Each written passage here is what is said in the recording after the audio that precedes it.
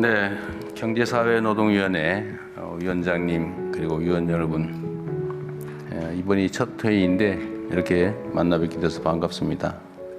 그리고 각 분야에서 실질적인 역할을 잘해주셔서 감사드립니다. 경사노위는 기본적으로 노사관계에 관한 사회적 대화를 하는 기구인 것 같습니다. 근데 우리 사회 전반을 보면 실제로 우리의 국제적 또는 내적 환경이 매우 어려운 상황인데, 이런 때일수록 대화하고 타협하고 또 하나의 길을 갈 필요성이 점점 더 큽니다. 안타깝게도 주로는 정치적 영향 때문인데, 우리 사회의 대화와 타협보다는 대결과 적대가 좀 심화되고 있는 게 현실이기도 하고, 또 그로 인한 사회적 비용도 상당히 큽니다. 국정을 총괄하는 대통령 입장에서 언제나 매우 안타깝게 생각하는 부분입니다. 가능하면 대화하고 또 서로 공존하고 상대를 인정하고 또 그 속에서 모두가 함께 발전하는 길을 찾아가야 된다고 생각하고 있고, 그게 아마도 통합의 가장 큰 가치가 아닐까 그렇게 생각합니다. 제가 느끼는 문제의 핵심은 그런 겁니다. 사회 구성원 또는 그 사회 집단 간에는 독특한 요소도 있고 또 각자의 입장이라고 하는 게 있습니다. 또 각자의 이익을 극대화하는 게 또 당연한 이치이기도 하죠. 그런데 가급적이면 서로에게 힘이 되는, 서로 협력하는 그런 관계가 바람직합니다. 또 한편으로 보면 사실 대화하고 상대를 인정하고 협력한다고 하는 게 매우 번잡하고 시간 걸리고 어려운 일이기도 하죠. 그러나 그 길을 포기하면 당장은 쉽지만 길게 보면 입지를 더 악화시키는 그런 상황을 만들어내기도 합니다. 그런 얘기도 있죠. 빨리 가려면 혼자 가고 멀리 가려면 같이 함께 가라, 그런 얘기도 있습니다. 지금 대한민국에는 양극화가 가장 심각한 사회 문제죠. 이 양극화는 여러 측면이 있습니다. 근데 좀 좁혀서 보면 소득과 자산의 양극화, 또는 노동자 내부의 또 양극화, 또 기업 내에도 또 양극화가 있죠. 특히 지금처럼 국제적 경쟁이 치열할 때는 사실 개별 기업들의 국제 경쟁력 강화라고 하는 게 매우 중요한 과제고, 그러다 보면 쉽게 노동 비용을 아끼는 그런 방향으로 또 가고 싶죠. 근데 노동 비용을 계속 아끼는 것만이 과연 기업의 경쟁력을 강화하는 길이냐도 사실은 좀 과거와는 다른 측면이 있는 것 같습니다. 예를 들면 수직적이고 억압적인 문화 속에서 과연 노동 생산성이 제대로 제고될 수 있을까?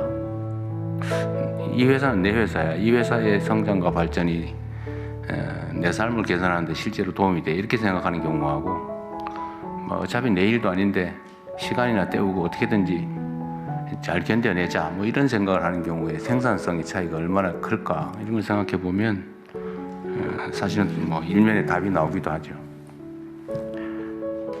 저는 그런 생각이 들더라고요. 계속 조직된 대기업 중심의 이제 조직 노동, 정규직 중심의 노동자들 입장에서는 해고는 죽음이다, 이런 생각을 하고, 실제 또 그런 표현도 하죠. 또 현실이 실제 그렇기도 해요. 그 정규직 노동자의 지위를 잃게 되면 그 다음부터 기다리는 건 참혹한 현실이죠. 먹고 사는 것조차, 생존조차 어려운 상황에 처하지 않을까, 그런 걱정을 해야 되니까 정말로 단단하게 뭉쳐서 지켜내려고 노력할 수밖에 없습니다.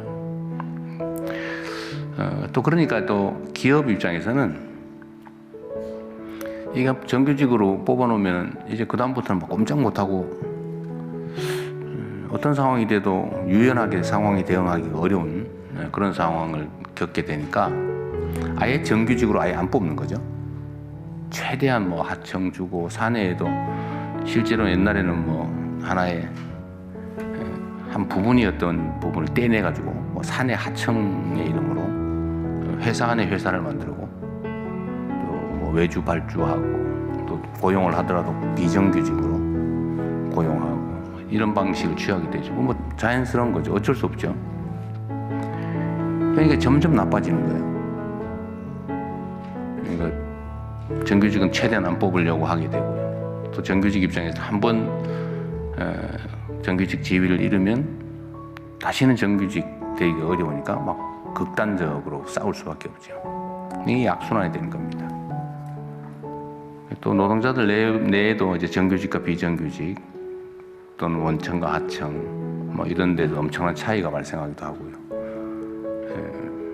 또 자기 살기 급급하니까 다른 부분에 대해서는 신경을 못 쓰거나 심지어 적대화되기도 합니다. 이 모든 게 악순환인 것 같아요. 그래서 이거를 그럼 어떻게 해결할 거냐? 이상적으로 생각하면 그 고용 유연성을 좀 확장하자. 그러면 이제 노동계에서 뭐라 그러겠죠? 그러나 만약에 고용 유연성을 확보하는 게 부담이 되긴 하지만, 그러나 사회 안전망을 튼튼하게 갖추고 또 예를 들면 기업 입장에서도 유연성이 확보되는 대신에 또 안정적인 정규직 일자리를 또 늘리는 방향으로 갈 수도 있겠죠. 이 선순환으로 바꿀 수 있습니다. 근데 문제는 불신이죠. 믿을 수 없죠. 양보했다고 혹시 어떻게 될지 모르니까요. 이 불신이 아주 수십 년 쌓인 거라서 쉽게 이 불신이 해소되기는 어려운 것 같습니다. 그러나 그런 어려운 현실이라고 하더라도 가야 될 길은 명확하죠. 바꿔야 됩니다.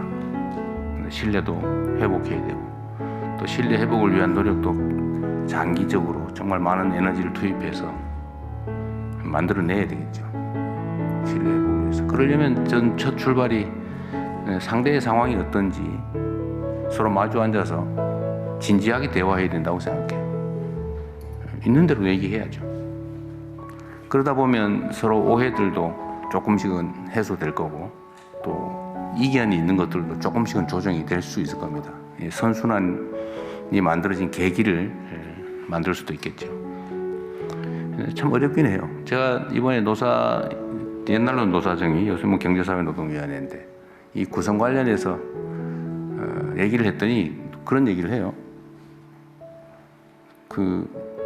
이용만 하더라. 특히 노동계에서 그런 얘기를 하죠. 했더니 강제로 표결하고 의결해가지고 내 마음에도 없는 걸 강제로 시키니까 이용만 해먹으니까 안 해. 아예 대화를 안 하겠다. 이런 쪽도 상당히 있더라고요. 그래서 제가 그렇게 얘기했습니다. 이번에는 의결하고 이런 거 하지 말자. 일단 대화하고 서로를 인정하고 정말 모두가 동의하는 그런 건 몰라도 의결해서 구성원 누구한테 일방적으로 압박을 하거나 이런 건 하지 말자. 또 위원장님 어떻게 계세요? 네. 제가 전에도 한번 말씀드렸는데 좀 가급적이면 그렇게 가면 좋겠어요. 이용당했다 이런 소리 안 나오게 그러면 좋겠고요. 어쨌든 우리 사회가 어렵기는 한데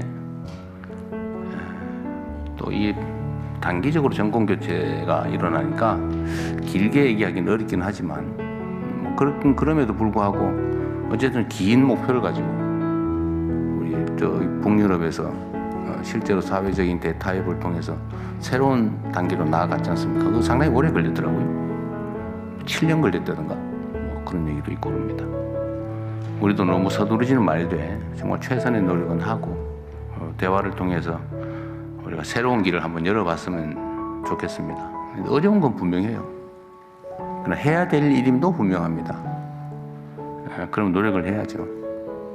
힘들긴 하지만 우리 여기 계신 위원님들 여러분들이 정말로 모범적으로 사회적 대화를 추진해 주시면 좋겠어요. 저는 결과물에 너무 연연하지 말자. 초기에 그리고 신뢰를 회복하는 것만 해도 큰 성과다. 지속적으로 대화할 수 있다는 거, 그리고 할 말을 다 할 수 있다는 거, 그것만 해도 저는 매우 소중한 성과라고 생각합니다. 오늘은 첫 회의인데 어쨌든 그 서로 뭐 비공개적으로 회의를 몇 번 하셨죠? 처음인가요? 몇 번 하셨죠? 어쨌든 잘 해왔을 거라고 믿고, 어쨌든 많은 국민들께서도 기대를 가지고 지켜보고 계시니까 책임감을 가지고 최선을 다해 주시길 부탁드립니다. 네, 고맙습니다.